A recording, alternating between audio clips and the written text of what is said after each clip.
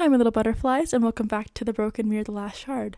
The last chapters were very emotional, and this chapter slightly strays from that. As always, if you haven't listened to Season 1 and the chapters before this, what are you doing?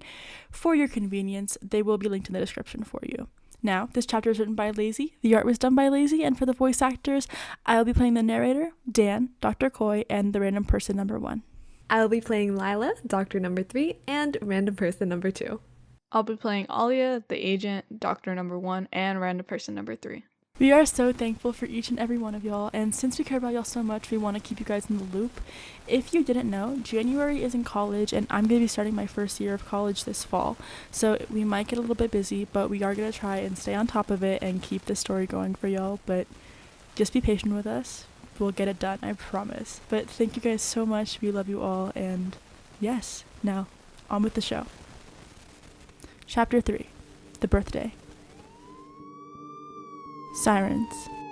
She's been impaled! Pain everywhere. Heart rate dropping. We're losing her! So many sounds.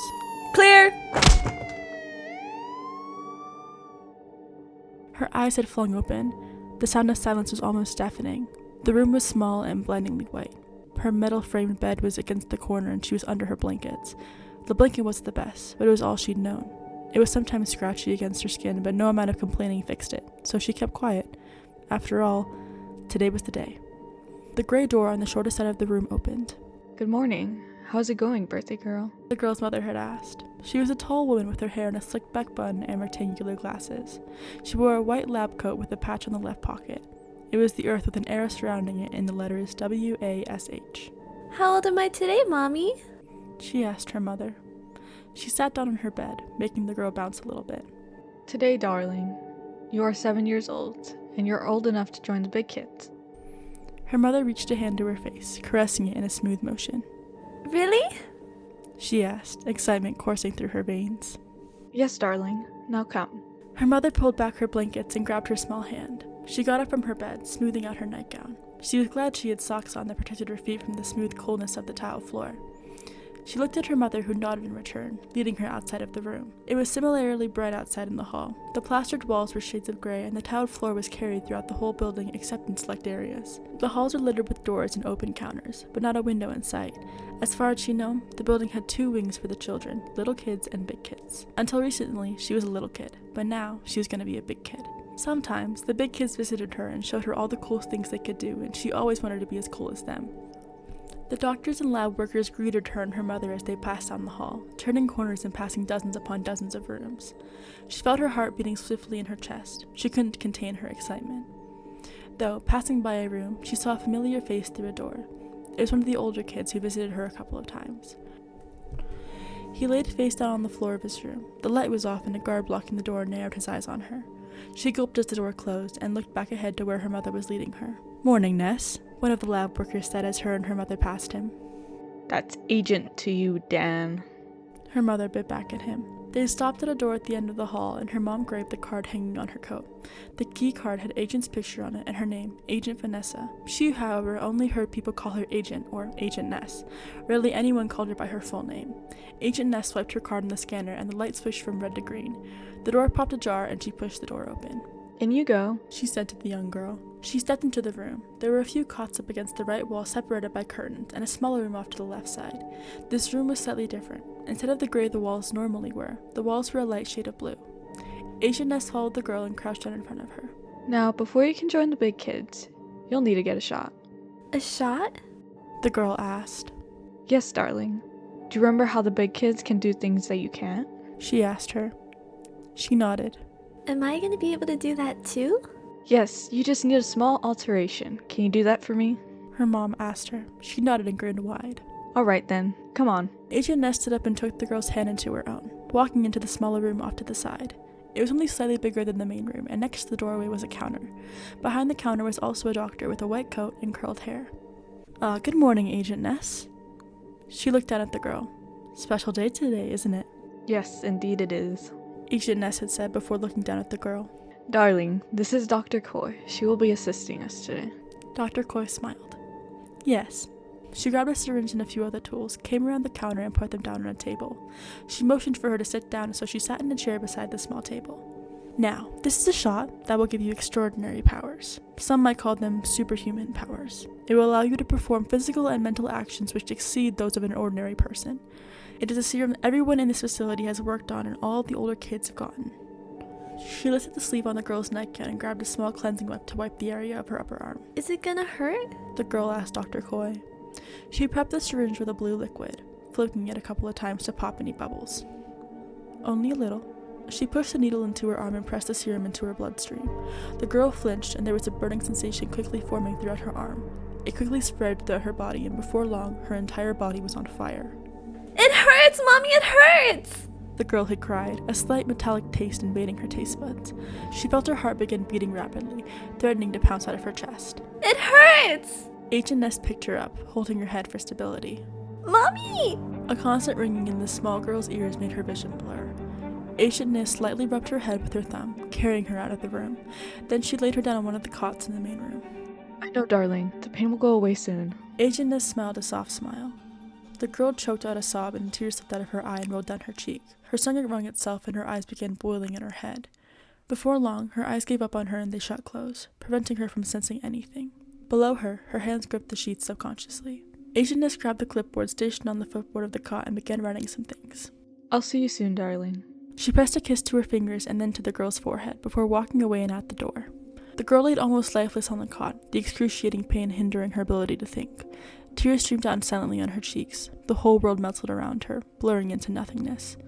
Before long, she was hooked up to an IV, her thin arm taped down to keep the needle in place. Tubes ran from her nose and into her stomach, carrying the bland, lukewarm liquid food that kept her alive. The constant beeping of the heart monitor became a lullaby she couldn't escape. Sometimes she would speak softly, calling her darling and smoothing the hair off her damp forehead. Other times she barely spoke at all, her sharp eyes scanning the charts at the foot of her bed, scribbling notes, muttering things the girl didn't understand. Dr. Coy was kinder, offering soft reassurances and checking her vitals with the Dr. Coy was kinder, offering soft reassurances and checking her vitals with a voice as gentle as the hum of the machines. Days blurred together, the agony dulled from searing fire to a constant ache under her skin, a reminder of the serum burning through every cell of her body. The pain was still there, but so was the thought. Was this really what she wanted? She clenched her fist under the thin blanket. It'll be worth it in the end, she assured herself. I'll be with the big kids. I'll be just like them. The metallic door creaked open, spilling a rectangle of light into the sterile blue room. Her mother stepped inside first, face unreadable, followed by another child clinging nervously to her hand. The girl in the bed walked silently as they crossed the threshold into the adjoining conversion room, the same room where her own life had changed forever. Minutes passed, the hum of the machines drowned out distant murmurs. A faint cry pierced the wall, sharp and panicked, and her stomach churned with a strange mix of pity and déjà vu. Then the door opened again. Her mother emerged, carrying the small figure in her arms just as she had carried her days ago. The new girl's hair spilled in deep red waves over H&S's sleeve, her face splotchy and wet from crying. Tiny fingers clutched the agent's lab coat in silent desperation. It hurts! She cried. I know. It will go away soon. H&S said, setting the girl on another cot. Darling, why don't you wish our newcomer a happy birthday? She slowly sat up and turned to the new girl. Happy birthday. She only cried into the pillow, and H&S began again, sitting on the cot and stroking her hair. Poor thing. Hey. The girl had started once her mother had left. The pain goes away after a while. Trust me, it doesn't hurt that much for me anymore. She sniffled. Are you sure? It'll go away soon. She sniffled again. Okay, she said, curling herself up into a ball. The little girl's green eyes observed the newcomer. Do you know how to play chopsticks? The girl looked up from her ball of comfort and nodded, putting her 2 index fingers out. Her green eyes lifted as she smiled, tapping the golden-eyed girl's fingers with her own. The soft rhythm echoed in the sterile room, bouncing off the pale blue walls and white tile. For a moment, the pain receded, replaced by a faint melody of childish laughter as the game began to pick up speed. You're fast. The red-haired girl whispered, a shy smile tagging at her lips. You're keeping up. The green-eyed girl countered, grinning. They fell into an unspoken rhythm, their movements almost perfectly synced, anticipating each other's taps as they thought they'd practiced for years instead of seconds. By the time Dr. Coy peeked in to check on them, the crying had stopped entirely. The 2 girls sat cross-legged on the bed, fingers flying, giggling under their breaths despite the IV lines trailing from their arms. For the first time, they weren't patients. They weren't experiments. They were just kids. Kids who, without knowing it, had just found the only person who could make this place bearable. The door then opened and the agent peeked her head through. Come on, girls. There's something I want to show you. That was the day everything changed. The day they become different. The day they joined the big kids. The two were inseparable since. What began as quiet games on hospital cots grew into something stronger as the years passed. Something forged in sweat, bruises, and blood. The sterile rooms gave way to the training halls. Vast, echoing rooms lined with padded walls and steel equipment. They ran drills until their legs gave out, crawled under barbed wire, balanced on beams suspended above empty air. Every scream of pain, every scraped knuckle, every broken bone only hardened them. Despite their close bond, they competed against each other daily. Whether it was sparring, racing to finish a puzzle, hacking, fighting, or strategizing, they had each other's backs. But where they excelled, others envied. Whispers followed them in the halls, jealousy simmering beneath polite smiles. In the training room, they sparred against each other. The girl with green eyes lunged at the other girl, but she quickly dodged it. The girl with gold eyes, about to counter an attack, stopped abruptly. Being the only ones in the training room, conversations could be heard from the hall. They found a box in America. It could give us a few more years, someone had said. We're going to need to prepare another group for transport then. Another person replied. Both girls were now listening, gripping their swords tightly. They exchanged a glance as the conversation died down, almost as if understanding they were being listened in on. The two individuals in the hallway stepped away. As time went on, the girls understood they were being trained for something. Some of their peers were taking a few a month, being relocated around the world. Some were people they liked and some weren't. It was always a big deal when someone was assigned a mission. It didn't take long for them to be assigned their first mission. Inside of the training room, they were 16 and stretching for a rigorous agility test. The door opened with a whoosh, and heads all around the room turned to see Agent Ness and two staff members standing in the doorframe. Gather around. Agent Ness said sharply, her voice cutting through the clamor of sparring and chatter. At once the room stilled. The heavy thud of boots and panting breaths faded into silence. Children filed towards her, some eager, others tense, forming a ragged semicircle on the training floor. Quiet, she ordered, and the last whispers died away. Her gaze swept over them, cold and assessing. You've all been aware of the missions we've been sending your fellow peers on throughout the past few months, I assume. The group nodded. Whispers of the missions had become their campfire stories. Kids who left and didn't return, or came back changed, hardened in ways they couldn't describe. As most of you have exceeded our developmental expectations, Agent Ness continued, we've decided to choose 2 of you to carry out a mission of utmost importance. A ripple ran through the crowd. Gasps, widened eyes, barely contained excitement. Some of the younger kids straightened their posture, desperate to look ready. Others exchanged nervous glances, silently praying they wouldn't be chosen. The 2 girls stood apart, sharing a single look. The girl with green eyes' lips switched upward in a knowing smirk, and the other crossed her arms, calm but radiating confidence. They had trained for this moment their entire lives. This mission, Ness said, lowering her voice, is detrimental to the continuation of our studies. We cannot afford mistakes. We are only choosing those who will not fail. Her words hung heavy in the sterile air. Everyone knew what failure meant here. No one dared to say it aloud. Ness scanned the line, eyes narrowing with deliberation, though everyone knew she'd already decided. At last, her gaze fixed on the 2 girls. Step forward. The girls obeyed, hearts pounding, the room erupting in hushed whispers behind them. Jealous stares followed, some tinged with envy, others with quiet admiration. Congratulations. Agent Ness said simply. You've been chosen. On the night before their departure, their mission was finally explained. They were in a control room, a room they'd never been allowed in before. People with computers made rows that all faced a larger screen in the middle of the room. At the console, a flat touchscreen, Agent Ness, both girls, and the other employees surrounded. Agent Ness started. Congrats to both of you. She took a moment. From now on, you will be keeping everything in this facility a secret and venture out to Paris, France. She turned to the first girl. You will be living with your new mother, Mrs. Rossi, in an apartment in Paris. This makes you Lila Rossi. You are now 14. As she spoke, 2 staff members began altering their appearances, cutting bangs into Lila's hair and layers into the second girl's. Agent turned to the second girl. You are now to live with the Césaires, making you Alya Césaire. You are also 14. You have an older sister, 2 younger sisters, and 2 new parents. She pulled out 2 files and handed them to each girl. Here is a detailed description on who you are. Both Alya and Lila opened the files and surveyed their new identities. An employee handed Alya oval glasses and she put them on. The glasses now a mask over her facility identity. Your mission is to retrieve the miracle box. It is filled with magical and very powerful jewels. Failure to comply with these orders will result in something neither of you could imagine. She let the thought sit. Let's hope it doesn't turn for the worst. With one final look, she continued. The box's last whereabouts were in Paris, and only a few days ago, 2 miraculouses have been resurfaced. Famous fashion designer Gabriel Grass is in possession of both the butterfly and peacock miraculouses.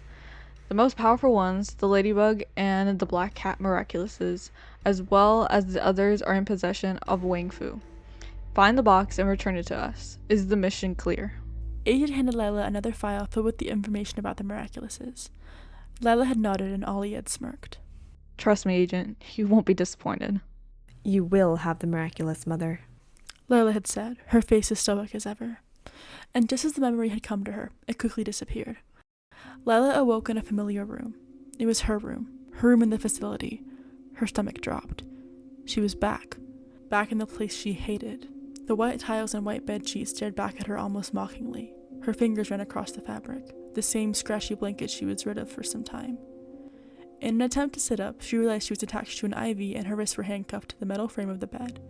She tugged on it, trying to break free. Harder and harder she pulled until the chain of the cuffs had given out and broke. She rubbed her wrists and examined her body for injuries, finding only scratches and bruises in their final stage of healing. She racked her brain for memories and remembered the fight on the tower. She'd pushed Agent Ness off the Eiffel Tower. A fall like that should have done her more harm, so how long was she asleep that she was almost back to mint condition? She examined the tubes attached to her arm, rendering them useful, and ripped them out. She winced slightly but shook it off. In an attempt for answers, she got out of bed and looked down. The same nightgown she'd worn all those years ago stared back at her. She gulped and walked around in the room to test if anything was wrong. She was a little sore, but other than that, nothing was wrong. She could kick, she could punch, she could squat. Everything was normal. There was a small noise beyond the door of her room and her jaw tensed, clutching the wall to avoid being caught. With a squeaky wheel, a cart was rolled across the hall. Hearing it fade, Lila softened her stance. She exhaled a breath she didn't realize she was holding and slumped against the wall. She closed her eyes, trying to get a hold of herself. If she was alive right now, surely it'd be by the help of the facility. She should have died, but she didn't. And if she was alive, then surely Agent Ness was too. Both of them should have died. Now both her and Alya were in danger. Her eyes fluttered open. Alya. She needed to find Alya. She tiptoed towards the door and pressed herself against the wall next to it. She gripped the handle, turning it slowly to distribute the sound. She held her breath as she pulled it back as little as possible to peer into the hall. The white tiles greeted her like old friends as she scanned the empty hall. Paranoid, she opened the door wider to get a good look at the hall behind her. Satisfied, she slipped through the frame and closed her eyes, silently letting the door close and holding it to ensure no noise was made. As she opened her eyes once more, her gaze was met with a plaque with her name on it, the same door from her twisted childhood.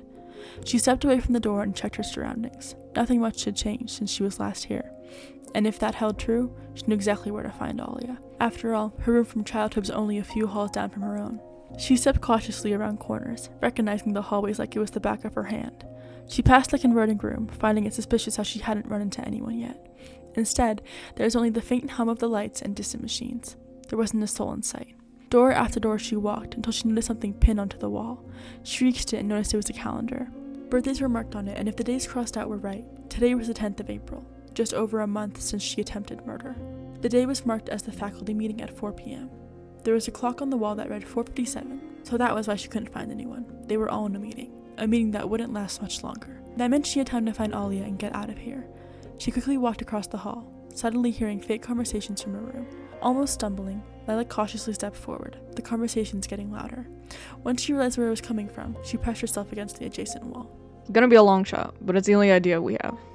Someone from inside said. Well, then it's decided. Something slammed on the table. The rest Alya couldn't understand. It was too muffled, but one word stuck to her like glue. She heard the name, Agrest. Before she could dwell on it too long, she heard the scraping of a chair on the floor, indicating the meeting was about to end. Without hesitation, she ran down the hall, her padded feet barely making a thud. She turned a sharp corner and finally, she came face to face with the door labeled Alya. She pushed open the door and slid herself in before closing the door behind her. Alya's room was the same size as her own, but there were other machines in there. The girl with reddish hair laid motionless on her bed. Her eyes were closed and a bandage wrapped her leg. Her hair was sprawled out on her pillow and her arms with more tubes were by her side. A tube was feeding her oxygen through her nose. By the foot of her bed, there was a clipboard. Lila picked it up and read its contents. Alya, age 17, sex female, height 5'6", injury sustained, broken femur, broken rib, impalement through lower abdomen, trauma to head. It was obvious Alya suffered more injuries than her. Alya. Lila whispered. She set the clipboard back and sat on Alya's bed. Alya, wake up. She shook her slightly until Alya opened her eyes. Lila? She asked, her voice croaky and hoarse. Where are we? She muttered while rubbing her eyes. She then looked around, her eyebrows furrowing. We're back? Lila nodded, moving closer to Alya. I think Agent's still alive, and I think they've healed us. Alya's eyes widened. We need to go back. She sat up and winced. Lila pushed her back down onto the bed. No, you're not going anywhere. You're hurt. So? We need to warn him. If Agent's still alive, no one is safe. Especially not Marinette and Adrian. Alya protested. Alya, you are in no position to move, let alone try and get out of here. Lila said, gesturing to all of those machines around her. Alya looked down and saw the IV in her arm. Then she touched her nose and felt the tubes. It seemed the meeting had concluded, and outside the room, the halls began filling with noise, footsteps and chatter.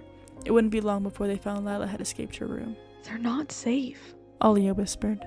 I know, but it's not safe for you if you leave now. Besides, we have no plan. You think they're gonna let us waltz out of here after what we did? Lila said, ushering her voice as the noises outside the room became louder.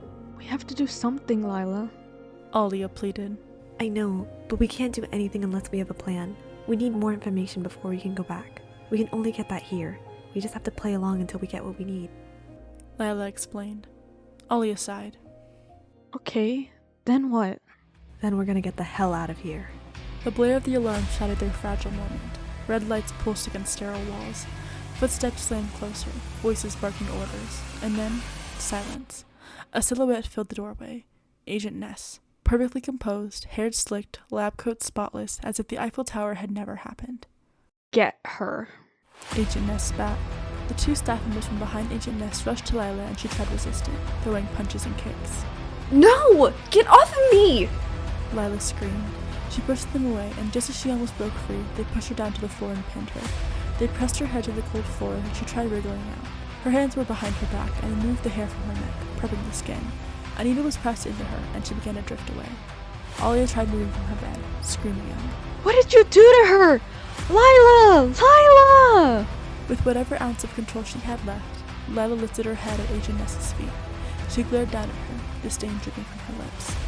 Long time no see, darling. Black.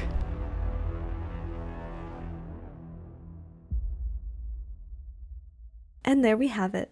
The famous line from Agent Ness that we've used both in the teaser trailer and the official trailer finally has a home in this chapter. Now, this one was quite short compared to the others, but don't let that dissuade you. I'm pretty sure they're going to be longer than this from here on out. And, oh my god, this chapter had so many typos that somehow made the final cut, which is totally our mistake, but that's literally, oh my god. Anyway, don't pay too much attention to that. And if you enjoyed this chapter, be sure to leave a like, comment, subscribe to our YouTube channel, follow our podcast and other platforms, rate our podcast, and recommend it to a friend. We've had so much fun doing this for you all, and we can't thank you enough for all of your support. Now, we'll see you in 2 weeks for Chapter 4, The Cover-Up. This one gets insane, so be sure not to miss it. But now, it's time for our bi-weekly bloopers. Yummy. Disgusting. I didn't hear it, which is weird. Chapter 3. The Birthday. Sirens, sirens, sirens, sirens, sirens. Sirens. She was a tall woman with her hair in a slicked back bun and rectangular glasses. She wore a white lab coat with a patch on the left pocket. It was the earth with an arrow surrounding it in the letter. The halls were littered with door. Oh my god, diction. Fucking hell. Wow. The halls. Why do you keep saying wow? I don't know, I'm sorry. I should mute myself. The halls were littered with doors and open counters, but not a window in sight. As far as she knew, the building had 2 wings for the children, little kids and big kids. Am I going to be able to do that too? Sorry. Why are we laughing? Mommy! Oh. She died. That was perfect for the bloopers. I swear to god, I'm getting like tongue twisters with the simplest words. It's insane. That's my Okay, bad that was chat. me yesterday. No, it's not your fault. My tongue feels like numb ever since I got my wisdom teeth out. It's really weird. What the Oh heck? no. Oh my God. Yeah. January's getting her wisdom teeth taken out next week. Yeah. It's really not bad. Oh my Just God, I can't wait to see you high, bro. Bro, what? take videos, take videos, take I videos. literally That will. will be I'm a gonna It'll be sleep. post it'll I'm be them. not. it'll I'm be gonna our go mute. bloopers. I'm not to freak out. Yeah, see, I told myself I would go mute until my sister started recording me, and she has some really bad videos of me. Wait, do you like not know what you're saying? Well, Like, do you like remember I it? don't recall it. I can recall kind of the conversation, and I thought I was coherent. Like she told me to say hi to my uncle on video, and I was like, I thought I was saying hi, but I was going, uh. It's like, That's okay, funny. let's delete that video forever. Now January has to be a kid. Okay, so how do I do Yeah. it? We all My had to be master kind go a little higher A little in higher. pitch, Can I and get the then mic a little higher? no one is coming to save now we're going higher. And I know anytime I be your idol. I have an unhealthy obsession with that song right now. Me too. Happy birthday. The pain goes away after a while. Trust me, it doesn't hurt that much for me anymore. What the hell? The soft rhythm echoed in the stairwell room, bouncing off pillow. Palilla. When Palilla. I do Plag's voice, it's really nasally. If you just like bring it back and then bring it from in front more to then kind of just bring it back a little bit, so it's in like the top of your head and like your eyes and not your nose, then it's like a little kid. And it's like a little kid. You're fast. Yeah. That was good. Okay. You've all been aware of the missions we've been sending your feather. Feather. Wow. Feather. I feel so much better Amongst like a question feather. mark? Whoa. They're all Santa monsters confirmed. Gasps. Whitem? Huh? What word did I just say? Is detrimental to the continuation of our studies. You're There's saying no it with an N. N. There's no N. There's You're no saying N. it like dent. Oh. Detrimental. Detrimental. Like detrimental. Detrimental. There you Yeah. That's what I said.